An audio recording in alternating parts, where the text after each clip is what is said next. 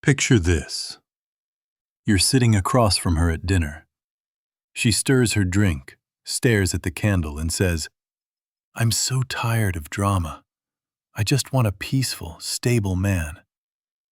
24 hours later, she's picking a fight over a delayed text, posting a cryptic quote about knowing your worth, replying to her toxic ex with, "Hope you're okay. You crossed my mind." You've seen this movie before. She says she wants stability, but her behavior keeps voting for chaos. She blocks, unblocks, writes paragraphs, deletes them. She cries about her past, then walks right back into the same fire with a different face. You watch her complain about all men being unstable while she scrolls past the calm ones and chases the one man who is an emotional grenade. And if you're honest, brother, you've probably played your part in that battlefield too. There's an illusion that chaos is something that happens to her. Fate, bad luck, the universe being cruel. But what I'm about to tell you is that for many women, chaos is not just an accident. It's an addiction, a familiar pattern, a hidden preference wired deep into her nervous system. And until you see that clearly, as a man or as a woman listening to this, you will keep mistaking an emotional addiction for love. Let's strip away the romance and look at the biology. For millions of years, the feminine nervous system evolved with one primary command: protect life. That means scan for danger, track subtle shifts in mood, tone, expression, anticipate betrayal, abandonment, and threat. This wasn't a preference, it was a biological imperative. Her brain chemistry became a hypersensitive radar, hardwired to pick up on anything that could harm her or her children. In that environment, calm could be dangerous. Calm could mean you missed the signal, you didn't see the threat, you relaxed too soon.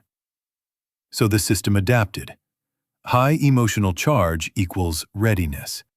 Chaos equals aliveness. Tension equals survival. Fast forward to now. She's not in a tribe on the savannah anymore, but the hardware is still ancient. Her nervous system is still programmed to scan for threat in relationships, react fast to changes in tone and attention, feel more awake when something's off. Add to that early imprinting. If her caregivers were inconsistent, if love alternated between affection and withdrawal, if "I love you" was mixed with fear, shouting, or instability, her brain learned a brutal lesson. Love is not calm. Love is unstable. Love feels like anxiety. So when she meets a man who is grounded, stable, consistent, her biology whispers, "This is unfamiliar. This is suspicious. This is boring." And when she meets a man who is unpredictable, emotionally volatile, and half available, her body lights up. Ah, this feels like home. This isn't conscious. It's not a moral failing. It's an evolutionary pattern plus early emotional programming. But here's the uncomfortable conclusion. What looks like bad luck in love often starts as hardwired attraction to chaos. And that's where the addiction begins. Now we get clinical. Every addiction has a mechanism, an emotional mechanism, a loop between stimulus, brain chemistry, and reward. For the feminine addiction to chaos, the loop looks like this. Chaos hits. A fight, a silent treatment, a jealousy spike, a late reply. The body releases adrenaline and cortisol, stress hormones. Anxiety rises, heart races, thoughts spiral. Is he leaving? Did I mess up? Is this the end? Temporary relief. The text finally comes. He shows up at the door. There's tears, apologies, maybe sex. Dopamine floods the system. Relief feels like ecstasy. The brain quietly codes this: emotional chaos, pain, reunion, dopamine, love. Over time, the pattern fuses. Drama equals depth. Tension equals passion. Repair equals proof of love. And just like any addict, when the system adapts, she needs bigger hits. This is why, in a calm relationship, she may pick apart harmless messages, interpret neutral silence as rejection, escalate a small misunderstanding into a full emotional war. Not because she's crazy, but because her neural reward circuit is linked to intensity, not peace. Case Study 1. You're dating a woman named Emma. You answer her texts, you show up on time, you don't play games. At first, she tells you, "You're so different. I feel safe with you." 2 months in, she's testing your love by going cold for a day, bringing up hypothetical scenarios to see how you react, starting arguments right before you have something important the next day. You hold frame. You stay calm. But part of her seems disappointed you don't explode. Her body is subconsciously asking, "Where's the chaos? Where's the proof that this is real?" Case Study 2. She leaves the stable guy for the passionate connection with someone else. Within weeks, the roller coaster starts. He disappears for days. He comes back with big words and bigger apologies. The highs are euphoric. The lows are hell. And still she says, "I've never felt this much chemistry with anyone." What she's really saying is, "I've never had my nervous system this dysregulated this often." That is not chemistry. That is brain chemistry.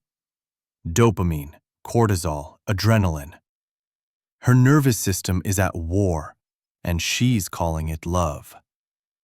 This is how the mechanism sustains itself. The addiction is not to the man. The addiction is to the emotional volatility he represents. If you want to see this addiction in real life, you don't need a lab. You just need to watch behavior. Here are the red flags: in her, in you, in anyone. Behavioral pattern 1. Always choosing the man who is obviously not ready. He says he's not looking for anything serious. He disappears on weekends. His life is a mess.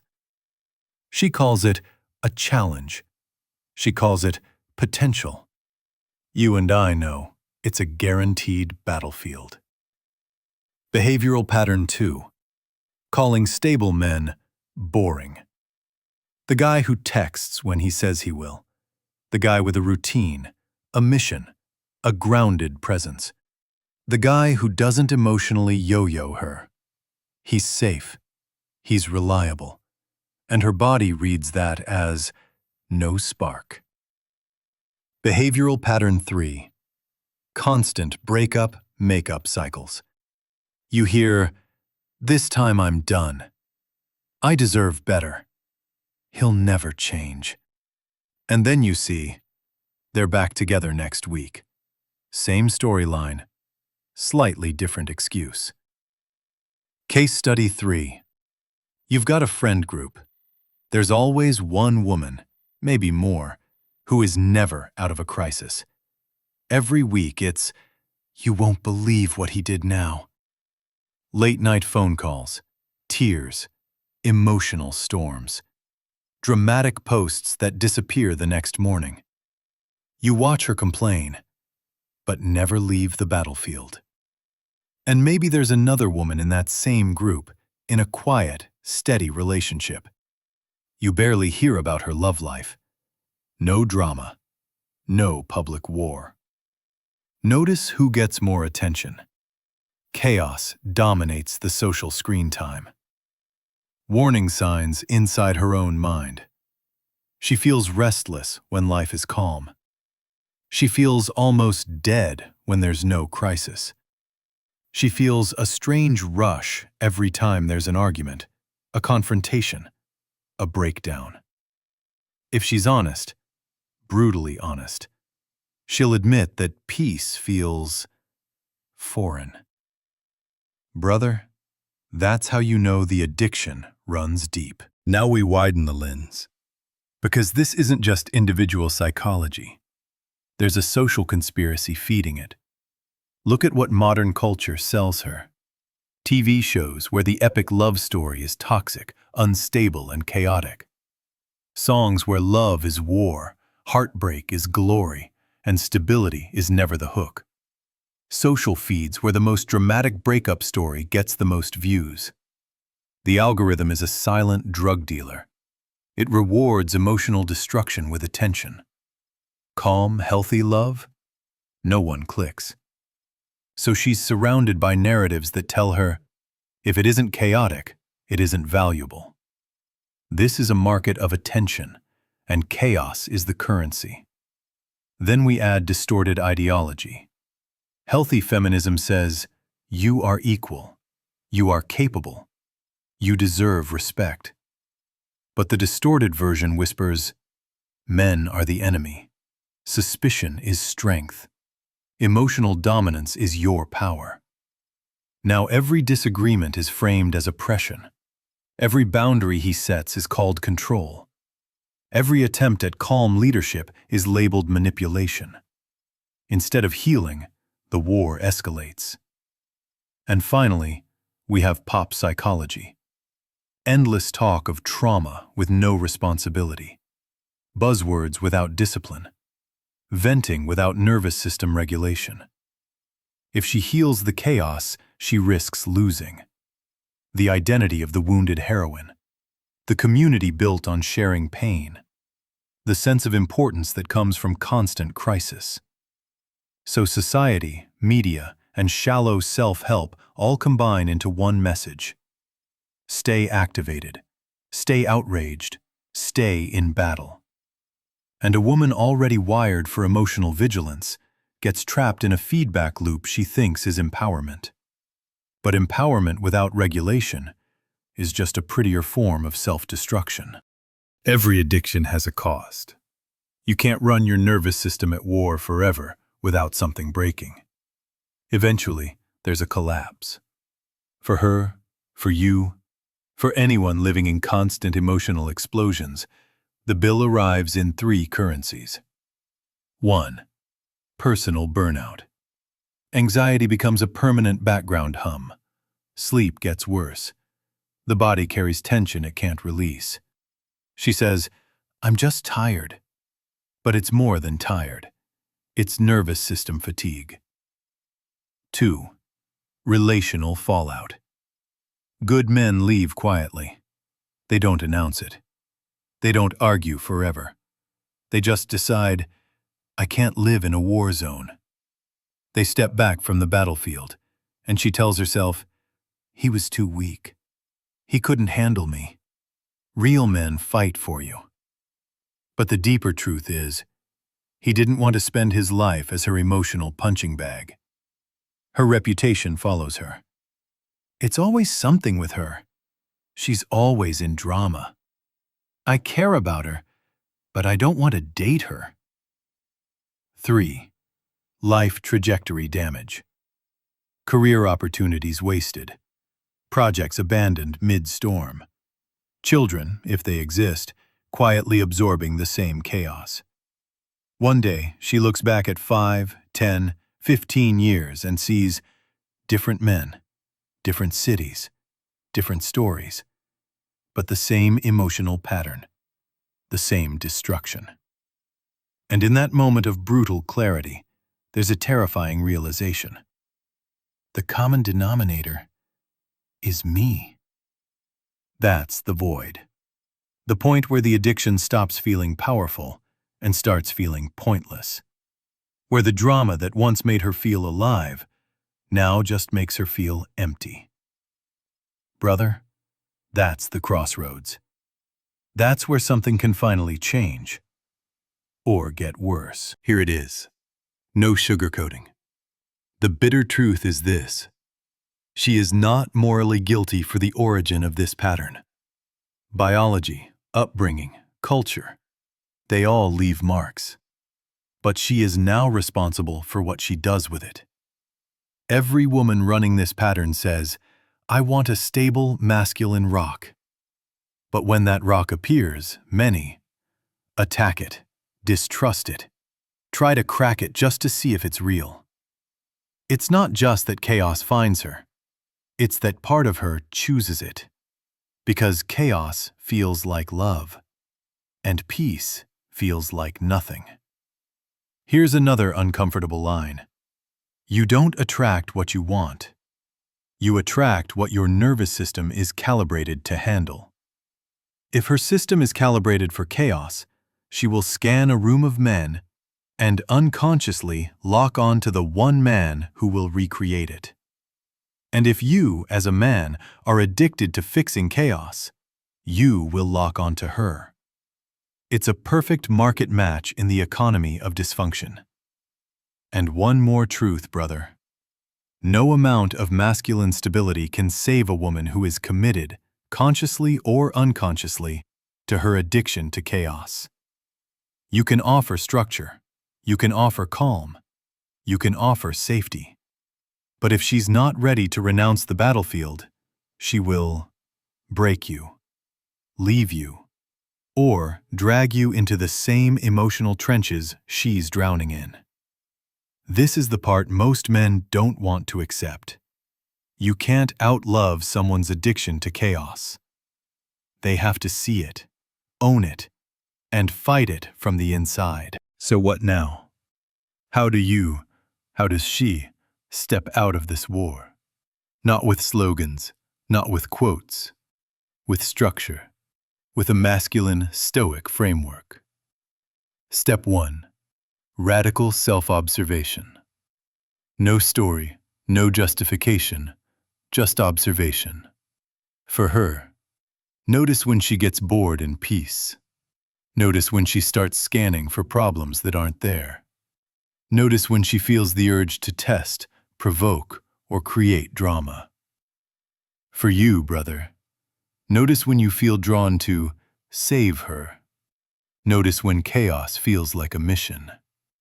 Notice when you confuse being needed with being loved. Write it down. Track the pattern. You cannot transform what you refuse to see. Step 2. Nervous system regulation.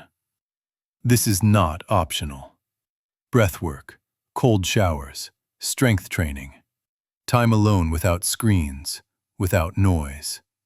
Teach the body that calm is not the enemy, that quiet is not abandonment. This is physiology, not poetry. Step 3. Rewrite the love template. Ask the hard questions. What did love look like when I was a child? When was chaos rewarded with attention? When did I first decide that intensity equals intimacy? Then set a new standard. If it feels like a constant roller coaster, it's not love. It's dysregulation wrapped in romance. Step 4. Boundaries with chaos. For her, step away from gossip-based friendships. Stop being the unpaid therapist for everyone's disaster. Leave or limit relationships that only exist because of drama. For you, stop auditioning for the role of savior. Don't argue with chaos. Set your boundary and keep walking. Choose women who are doing the work, not just speaking the language. What you allow is what you endorse. Step 5. Invite, don't attack, healthy masculinity. A woman healing this pattern learns to receive guidance without needing to challenge every inch of it. Respect a man's boundaries as protection, not oppression. See calm not as weakness, but as strength. A man healing his own addiction to chaos learns to stay composed, speak clearly, be willing to walk away from any battlefield that demands his soul. Step 6. Identity shift. This is the deepest level. At some point, she must stop seeing herself as the storm, the heroine of endless tragedy, the woman men write sad poems about, and instead become the grounded feminine, the quiet center, the woman whose life is not a war story, but a stable kingdom. And you, brother, must stop seeing yourself as the rescuer, the martyr, the man who proves his worth by surviving her destruction. You become the man who chooses peace over performance, the man who protects his nervous system like a fortress, the man whose value is not measured by how much chaos he can absorb. In the end, this is the choice: addiction to chaos or allegiance to peace, emotional gambling or quiet, steady love. Most will stay in the casino of chaos until it takes everything. A few will walk out. My friend, my brother, if you recognize yourself or the women you love in this, let this be the moment you stop romanticizing the war. You were not born to live in emotional destruction. You were born to build something that lasts. Choose peace, and only invite those who are willing to leave their addiction to chaos at the door.